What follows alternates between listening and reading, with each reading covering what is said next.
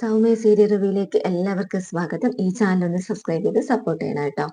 പത്തനംതിട്ട സീരിയലിലെ ഇന്നത്തെ എപ്പിസോഡിൽ ആദർശ് ഡോക്ടർ പറയുന്നുണ്ട്, AB നെഗറ്റീവ് എത്രയും പെട്ടെന്ന് ബ്ലഡ് ഗ്രൂപ്പ് കിട്ടണം, എന്നാൽ മാത്രമേ ദേവനയുടെ ജീവൻ രക്ഷിക്കാൻ പറ്റുള്ളൂ എന്ന് പറയുക. പരിചയക്കാരോടൊക്കെ ബ്ലഡിന്റെ കാര്യം ഒന്ന് സൂചിപ്പിക്കാൻ പറയുക കേട്ടോ. ഓക്കെ എന്ന് പറഞ്ഞിട്ട് ആദർശ് റൂമിന് പോവാട്ടോ. എന്നിട്ട് ജയനോട് ആദർശ് പറയുക, അച്ഛ ബ്ലഡ് സംഘടിപ്പിക്കാൻ ഈ കാലത്ത് പാടൊന്നുമില്ല, പക്ഷെ അമ്മയുടെ ബ്ലഡ് ഗ്രൂപ്പ് B നെഗറ്റീവ് ആണെന്ന് നമ്മൾ വിചാരിച്ചത്, പക്ഷെ AB നെഗറ്റീവാ. 2-3 തവണ ടെസ്റ്റ് ചെയ്തതിനു ശേഷം കൺഫേം ചെയ്തത്. ജയൻ പറയുന്നുണ്ട്, അത് റെയർ ഗ്രൂപ്പ് ആണല്ലോ. ആദർശ് പറയുക, എത്രയും പെട്ടെന്ന് ആ ഗ്രൂപ്പിലുള്ളവരെ സംഘടിപ്പിച്ചേ പറ്റുള്ളൂ അച്ഛ, ഇനി അധിക സമയമില്ല. ബ്ലഡ് ഫുള്ള് മാറ്റണമെന്നല്ലേ പറഞ്ഞേക്കുന്നത്. ജയൻ പറയുക, എത്ര പണം ഉണ്ടെങ്കിലും അതുകൊണ്ട് സാധിക്കാത്ത പലതും ഉണ്ട്. അങ്ങനെ ഒരു അവസ്ഥയാ മോന്റെ അമ്മയ്ക്ക് വന്നേക്കണേന്ന് പറയുക. ലോകത്ത് ഒരിടത്തും ഇല്ലാത്ത ബ്ലഡ് ഗ്രൂപ്പ് എന്നാ പറയുന്നതെന്ന് പറയുക. ഡോക്ടർ പറഞ്ഞ് ബ്ലഡ് മാറ്റിയാലേ ചെക്കപ്പ് ഒക്കെ ചെയ്യാൻ പറ്റുള്ളൂ എന്ന് ആദർശ് പറയുക. അങ്ങനെ ആകെ നിരാശയിൽ നിൽക്കുക രണ്ടുപേരും. അനാമികയാണെങ്കിൽ ഫോൺ നോക്കിക്കൊണ്ട് നിൽക്കുന്ന സമയത്ത് വേണു രേവതി അനാമികയുടെ അടുത്തേക്ക് വരുക. എന്നിട്ട് വേണു പറയുന്നുണ്ട്, മോളുടെ ദേഷ്യം ആ നയനയോടും നവ്യയോടുമാണ്. ഹോസ്പിറ്റലിൽ അവർക്ക് നിന്നെ വലിയ ഇഷ്ടമാണ്. ഇടയ്ക്കൊക്കെ നീ ഹോസ്പിറ്റലിലൊക്കെ പോണം മോളെ. അനാമിക പറയുക, എന്തിനാ പോകുന്നത്? കാണാൻ പാടില്ലാത്തവരെയൊക്കെ കാണാനോ? രേവതി പറയുക, അച്ഛൻ പറയുന്നത് കേൾക്ക് മോളെ, ഞാൻ കൂടെ വരാം, നീ ഒറ്റയ്ക്ക് പോണ്ട. അപ്പം വേണു പറയുന്നുണ്ട്, ഐസിൽ കയറി കാണാൻ പറ്റുവാണെങ്കിൽ കണ്ടിട്ട് വേണം വരാൻ. ഇപ്പം എല്ലാരും പ്രതിയാക്കുന്നത് നയനെയാണ്. മോളും അതും തന്നെ പറയണം. അമ്മയ്ക്ക് വിഷം കൊടുത്തത് മരുമോളാണെന്ന് സ്ഥാപിക്കാൻ കഴിഞ്ഞാൽ പിന്നെ ആരും നമ്മുടെ നേരെ വിരച്ചുകൊണ്ടാൻ വരില്ല. രേവതി പറയുന്നുണ്ട്, ദേഷ്യം കാണിച്ച് നിന്നാലേ സ്ഥിരമായിട്ട് ഇവിടെ നിൽക്കേണ്ടി വരും. അനാമിക പറയുക, അമ്മയ്ക്കൊപ്പമല്ലേ ഞാൻ വന്നത്. വേണു പറയുക, നിന്റെ ഭർത്താവ് നിന്നെ ഇഷ്ടപ്പെടാത്തടത്തോളം കാലം വഴക്ക് കൂടി അത് കാലം നിൽക്കരുത്. നിന്നാ ജീവിതകാലം മുഴുവൻ ഇവിടെ നിൽക്കേണ്ടി വരും. അനവിക പറയുക, അനി വന്ന് വിളിക്കാതെ ഞാൻ പോകത്തില്ല. വേണു പറയുക, മോള് പോവാൻ ഇഷ്ടമില്ലേ പോണ്ട, പക്ഷെ അവിടെ നിന്ന് ആരെങ്കിലും വിളിക്കാൻ വരണമല്ലോ, അതുകൊണ്ടാ വലിയ പോയി കാണാൻ പറയുന്നേ എന്നൊക്കെ പറയുക. അങ്ങനെ പോകാനായിട്ട് ഇങ്ങനെ റെഡി ആവുന്നുണ്ട്. അപ്പൊ വേണു പറയുന്നുണ്ട്, അവര് സുഖമില്ലാതെ കിടക്കുന്ന നോക്കണ്ട, അവരെ ഒന്ന് തിളപ്പിച്ചോളണം. അമ്മായിമ്മ ഹോസ്പിറ്റലിൽ നിന്ന് വരുന്നത് മരുമകളെ പുറത്താക്കണം എന്ന ലക്ഷ്യത്തോടെ ആയിരിക്കണം എന്നൊക്കെ പറഞ്ഞിട്ട് വേണു ഇങ്ങനെ ഹോസ്പിറ്റലിൽ വിടുക. ജയനും അനു ഇങ്ങനെ വിഷമിച്ചിരിക്കുക. ജയൻ പറയുന്നുണ്ട്, എത്രയും പെട്ടെന്ന് ബ്ലഡ് അറേഞ്ച് ചെയ്തേ പറ്റുള്ളൂ. ഇങ്ങനെ പറയുന്ന സമയത്ത് അനാമിക വരുന്നുണ്ട്, ദേവതയും കൂടെ ഉണ്ട്. എന്നിട്ട് അനിയോട് ചോദിക്കുന്നുണ്ട്, എങ്ങനെയുണ്ട് വലിയമ്മയ്ക്ക്? കുറച്ച് കുഴപ്പമെന്ന് ജയൻ പറയുക. ബ്ലഡ് മാറ്റണമെന്നാ പറഞ്ഞേക്കണത്. അനി ചോദിക്കുന്നുണ്ട്, നിന്റെ ബ്ലഡ് ഗ്രൂപ്പ് ഏതാ? അത് അനാമിക പറയാ, ലോകത്ത് ഒന്നും ഇല്ലാത്ത ഗ്രൂപ്പാ ഈ AB നെഗറ്റീവ്.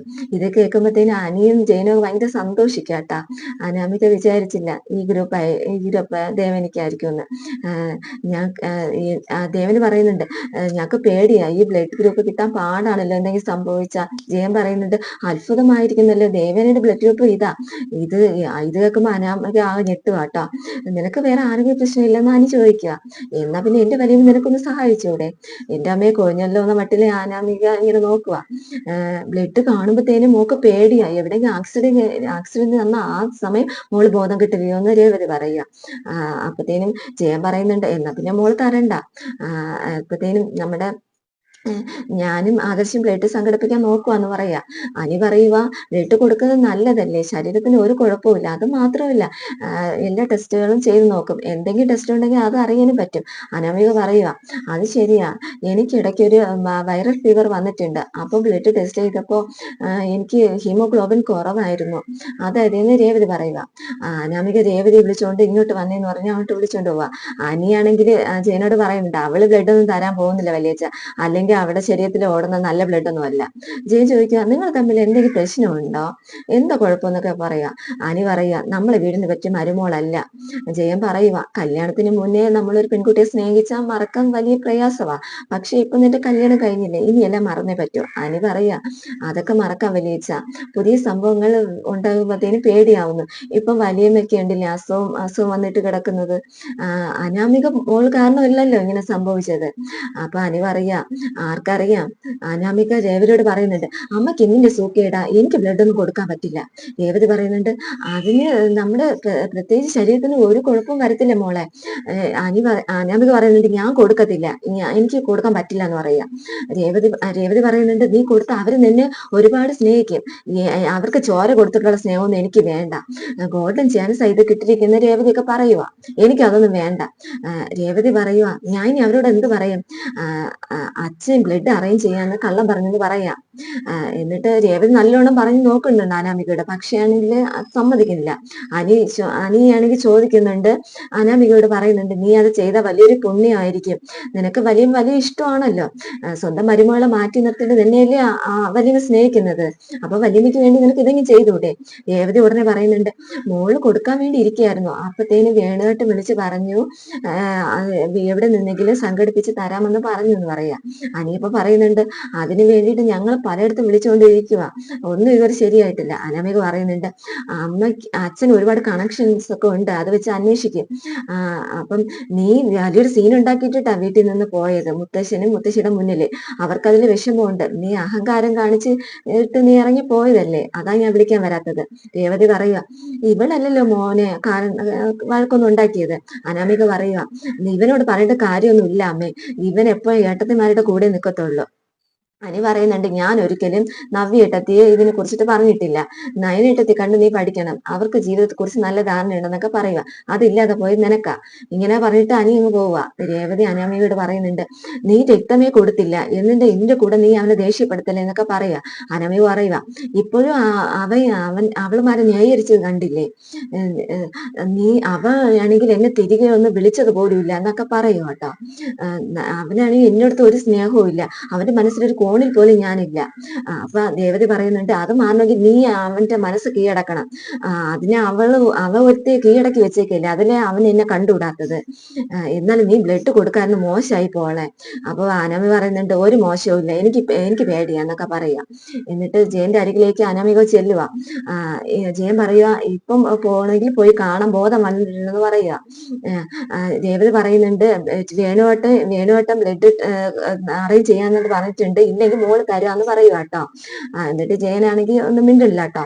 എന്നിട്ട് രേവതി അനാമികയും ദേവനെ പോയി കാണുക കേട്ടോ. അപ്പം അനിയാണെങ്കിൽ ജയന്റെ അടുത്ത് വന്നിട്ട് പറയുക, അവള് ബ്ലഡ് കൊടുക്കില്ല വലിയച്ച.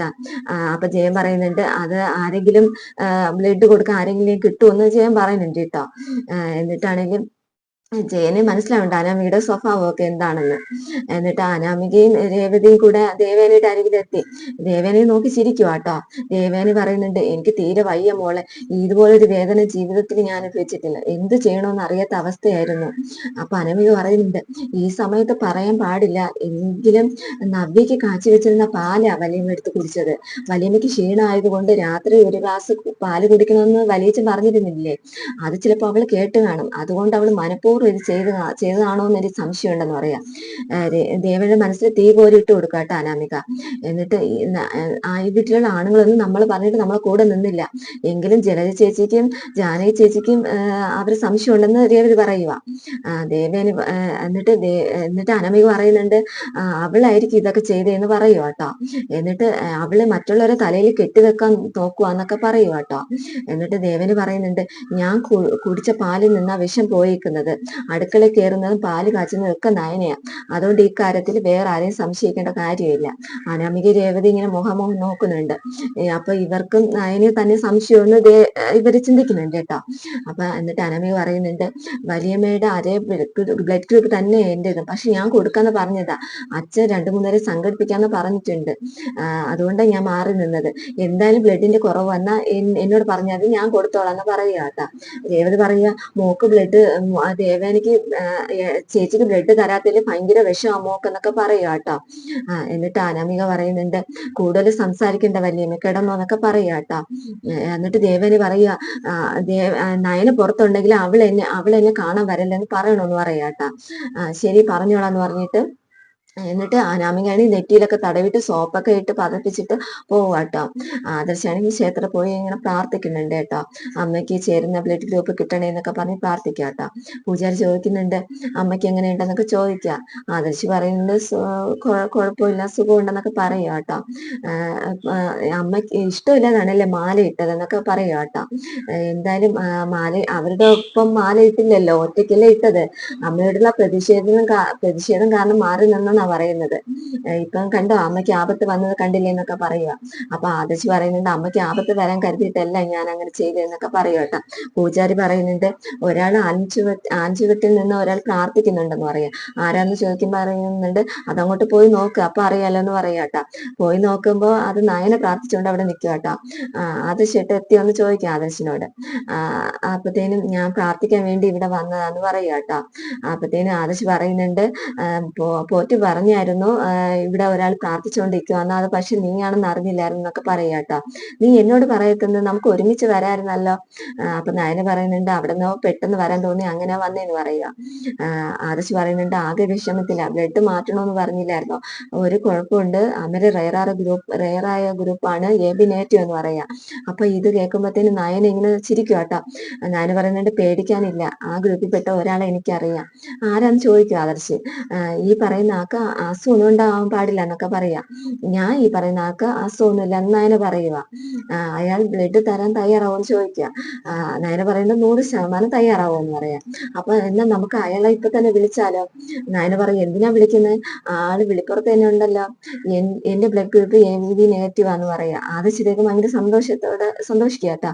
ഞാൻ ഇപ്പൊ ദൈവങ്ങളോട് പ്രാർത്ഥിച്ചതേ ഉള്ളൂ എവിടെന്നെങ്കിൽ കിട്ടണേന്ന്.